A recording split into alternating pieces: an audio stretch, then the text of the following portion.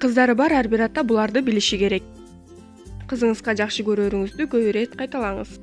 Кыздын атасы анын жашоосундагы биринчи орунда турган жана негизги мырза. Экөөнүн ортосунда түзүлгөн мамиледен болочок аял, жар жана эненин тагдыры, бактысы түздөн-түз көз каранды.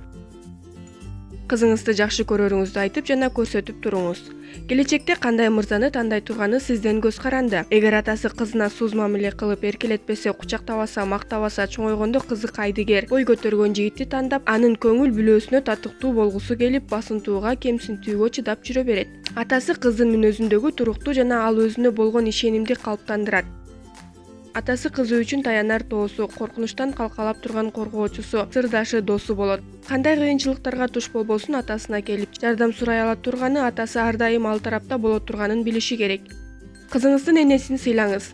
Бул биздин тизмектеги эң орчундуу кеңеш. Балдарыңызга анын энесин сыйлаганыңызды көрсөтүүдөн тартынбаңыз. Бактылуу эненин балдары бакыт эмне жана кандай экенин билишет.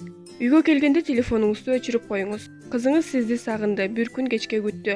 Ошондуктан үй босогосун аттарыңыз менен телефонуңузду өчүрүп кызыңызга көңүл бөлүңүз. Бирге ойноп, бирге китеп окуңуз, кичине тентектик кылууга да уруксат бериңиз. Бала тез эле чоңоет, убакытты өткөрүп жибербеңиз, кийин өкүнүп каласыз.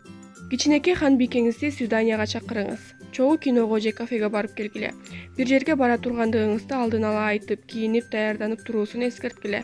Үйдөн чыккандан кийин машиненин, кафенин эшигин ачып берип, кызыңызды алдыга өткөрүп, пальтосун чечкенге жардам берип, чыныгы джентльмен болуңуз. Тамаша айтып, күлдүрүп, комплимент айтып, маанайын көтөрүңүз. Ал өзүн ханыша сезсин. Бул күндөр өмүр бою кызыңыздын жана сиздин эсиңизде калат.